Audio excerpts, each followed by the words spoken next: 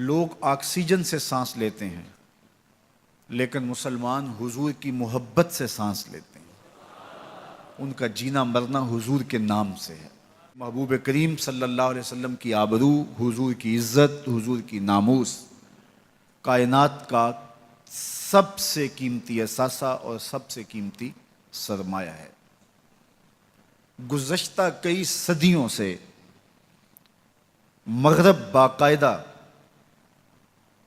تحریک کے طور پہ حضور علیہ السلام کی ناموس پہ حملہ آور ہے، لیکن گزشتہ ایک عشرے سے بہت زیادہ اس میں شدت پیدا ہو گئی ہے اور آقا کریم علیہ السلام کی ناموس اور حضور کی آبرو پر وہ مختلف ذرائع سے حملہ آور ہو رہے ہیں. یہ ایسا کیوں ہے؟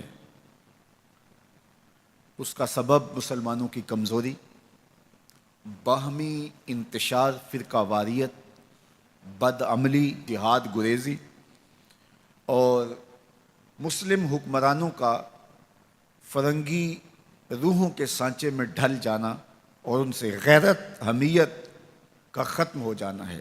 وہ ہمیں اس پوزیشن میں لانا چاہتے ہیں کہ ہم اس کو گوارا کر لیں اور اس کو برداشت کر لیں، اور امت اگر اس کو گوارا کر لیتی ہے تو پھر اس کا وجود مٹ جاتا ہے. 56-57 اسلامی ملکوں کے حکمران بے غیرتی کی چادر اوڑے سوئے ہوئے ہیں.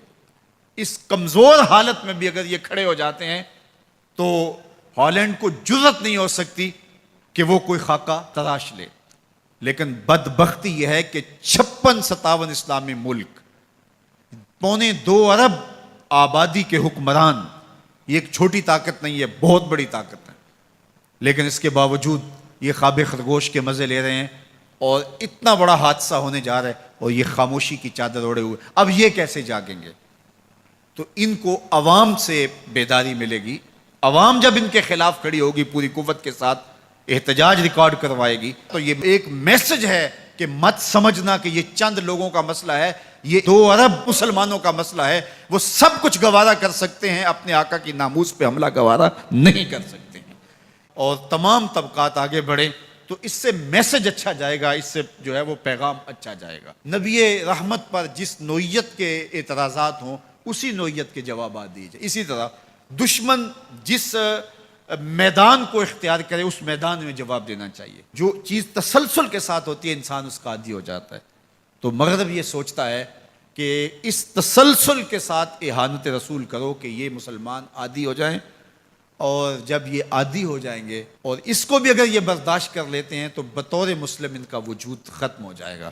لہٰذا یہ بار بار اس لیے کر رہے ہیں.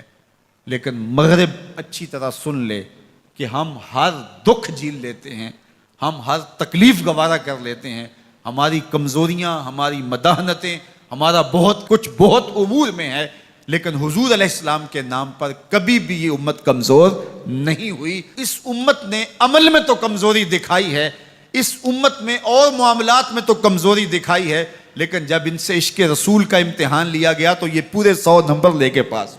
تو اس لیے مغرب کو اپنی ان حرکتوں سے، ان مکروہ حرکتوں سے باز آنا چاہیے اور ہمارے حکمرانوں کو غیرت کا سبق پڑھنا چاہیے اور پوری طرح کھڑے ہونا چاہیے اور پوری طرح قوت کے ساتھ میدان عمل میں موجود ہونا چاہیے.